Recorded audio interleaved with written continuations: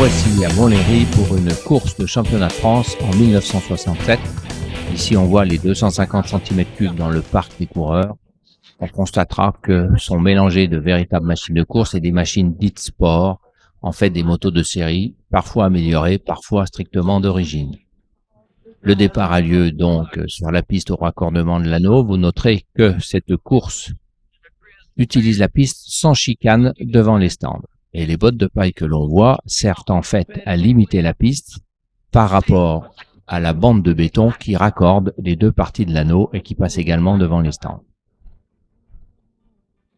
Les machines vont évidemment vite dans le bout droit devant les tribunes et ces trois spectateurs attentifs. Au centre, il y a Christian Léon qui ne courait pas encore avec ses amis dont à gauche Jean-Claude Jacques, l'auteur de ces images.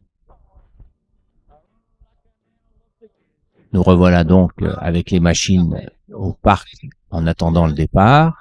On voit ici à droite Jacques Danzer qui court toujours aujourd'hui les championnats de France en moto ancienne. Et comme vous pouvez le voir, à gauche une Ducati, une Morini. Ces machines sont très proches de la série. Elles couraient en Formule Sport. Ici avec son casque bleu, Jean Auréal. Ici également casque bleu, son équipier Costeux. Au sein de l'équipe AR Mackie, c'étaient les deux pilotes officiels. Et voici Daniel Léraud qui jouait le titre de champion de France. Derrière, on a vu son sponsor, Monsieur Vess, qui chauffe ici sa Yamaha TD1C. Derrière, on voit Chaffin.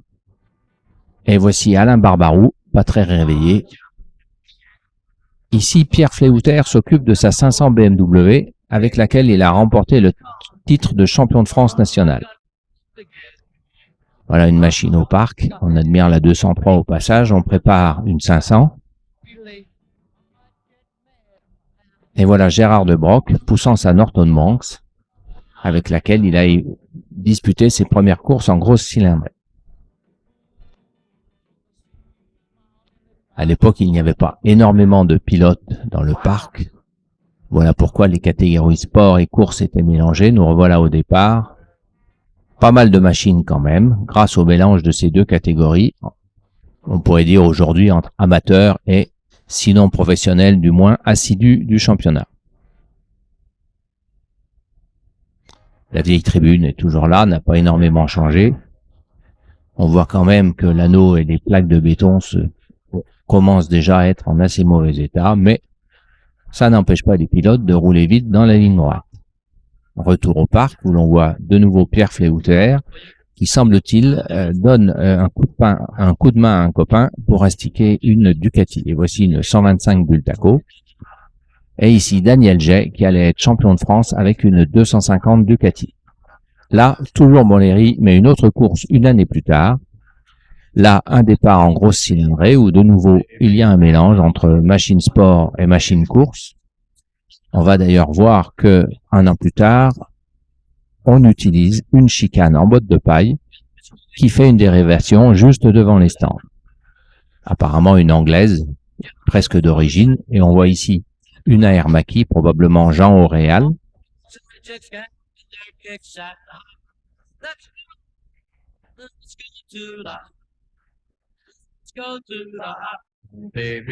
Et voici René Guilly qui effectuait une de ses premières courses sur sa 500 Norton. C'était un tout jeune inter. Aussi à droite avec son AR Mackie Jean Auréal, Thierry Tchernine avec la Vélocette de l'importateur Lecomte. On voit d'ailleurs derrière Lecomte le journaliste Gilles Mallet, qui travaillait pour Motorvue à l'époque. Et voici arrivant dans la chicane, Daniel Léraud et sa Yamaha TD1C. C'était déjà les premières oppositions entre Twin 2 temps et monocylindre 4 temps, dont l'AR Mackie de Jean Auréal qui passe sous nos yeux. Et en fait, Léraud avait dominé le championnat de France cette année-là. Les 4 temps étaient déjà sur le déclin en moyenne cylindrée. La chicane est des plus aléatoires, quelques bottes de paille au sol, mais tout le monde s'en accommode.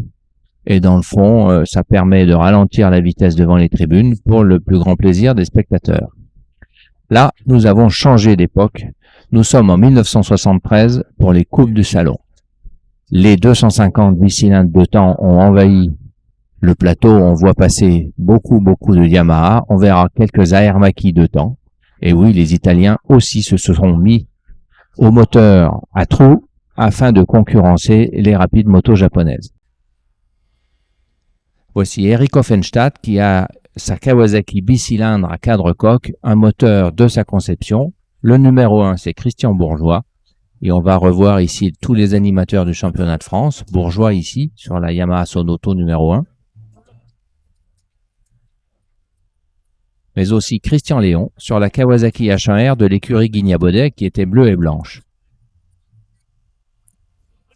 Toujours Bourgeois. Vic Soussan, australien mais qui roulait avec une Yamaha et qui participait au championnat de France. On reconnaît Christian Huguet avec son casque rayé et sa Yamaha jaune aux couleurs de l'écurie Erelec. Et voici Patrick Ponce, le coéquipier de Bourgeois sur la Yamaha Sonoto. Jean-François Baldé sur l'autre Kawasaki Guignabaudet. Un an plus tard, Baldé et Léon allaient être directement aidés par la SIDEM de Xavier Maugendre, l'importateur Kawasaki. Voilà Baldé avec son H1R. Et nous voici dans la ligne droite derrière le mur et c'est Olivier Chevalier sur sa Yamaha, à l'époque sponsorée par les objectifs Vivitar. Chevalier a toujours été très bon dans la chasse aux sponsors. Patrick Ponce, de nouveau, avec son cuir orange. Et encore Baldé sur la H1R. On a vu Bourgeois avec son cuir argenté, qui avait beaucoup fait jaser à l'époque. Les pilotes arrivent au freinage, donc on voit la sortie de la courbe qui suit l'épingle des deux ponts. À ce moment-là, on est le long du mur de l'anneau. La sortie, et voici la première chicane où les pilotes passent et sont ralentis. Elle avait été mise en place justement au début des années 70 pour diminuer la vitesse de passage sur la ligne de départ. En fait, il s'agit d'une variante en goudron qui a été positionnée juste au bord du ciment de l'anneau. Voilà sur l'anneau, Olivier Chevalier qui rentre dans la chicane. Christian Bourgeois, probablement devant Gilbert Lavelle, un pilote qui a eu peu de temps puisqu'il s'est tué au Mans 2 ans plus tard.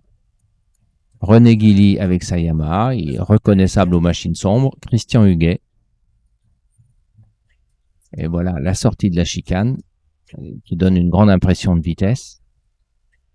Mais en fait, les pilotes sont en accélération et repartent vers la ligne de départ. Nous sommes au freinage de l'épingle des deux ponts. Christian Bourgeois est en tête. Au départ de la deuxième manche, on a Guilly, Ponce, Tchernine, Rougerie, Boinet, Olivier Chevalier, Gibenez, Choukroun, Huguet. Ils sont tous là. Big Soussan. Beaucoup de Yamaha, évidemment, puisque nous sommes maintenant dans l'ère TD2, puis les futurs TZ. Rougerie et Ponce côte à côte, Choukroun avec son cuir bigarré.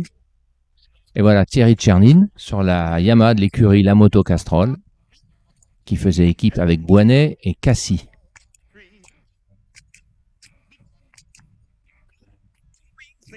Voilà, Jean-Paul Boinet, équipier de Tchernine.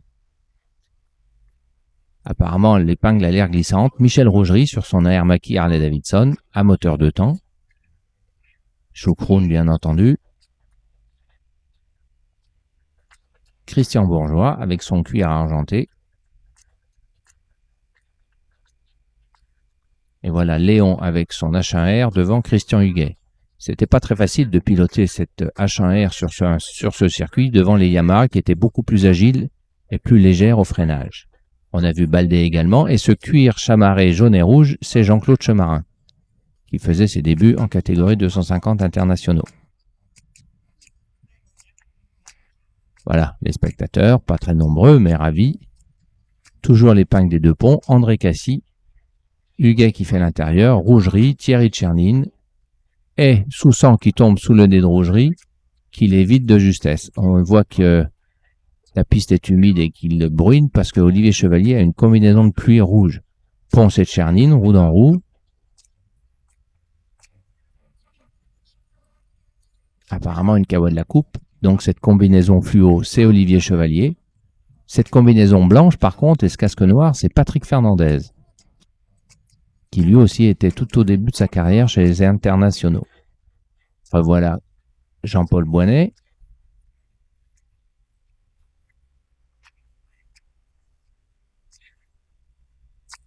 Freinage prudent, mais finalement les pilotes s'en sortent tous plutôt bien. À part Soussan, pas de chute à déplorer. Rougerie, toujours déhanché. C'était son style, facilement reconnaissable. Et Claude Benelage, lui aussi, sur sa moto privée, vous voyez, peu de sponsors à l'époque. Ça n'était pas encore très courant. Tchernin derrière. Il y a quand même pas mal de spectateurs. À l'époque, les championnats de France attiraient un peu de monde. Et nous voici à la sortie de l'épingle, dans la deuxième manche, Bourgeois devant Léon, Rougerie, Chevalier, et toute la meute, principalement des Yamaha, bien entendu. Les Kawasaki de Baldé et Léon, voici celle de Chamard, étant en minorité. Bourgeois, Léon, Rougerie, Tchernin, Chevalier, Choucroune.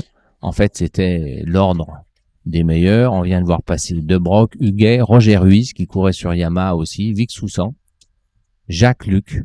En fait, tous les pilotes qui ont animé les championnats de France dans les années 70 sont là. Jean-François Baldé, qui a dû faire un mauvais départ. On voit une phase de la bagarre entre Bourgeois, Rougerie, Léon, qui était vraiment très serré. Ils sont restés ensemble tous les trois pendant toute la course. Voilà Gérard De Broc, un peu plus loin. Vic Soussan, l'Australien de Paris, qui est d'ailleurs retourné vivre dans son Australie natale, Thierry Tchernin. Devant Olivier Chevalier, on le voit. Et revoilà Rougerie. On sent qu'ils sont prudents quand même et que la piste n'est pas complètement sèche. Rougerie a pris la tête d'ailleurs devant Léon et Bourgeois. Voici Patrick Ponce aux trousses de Jean-Paul Boinet.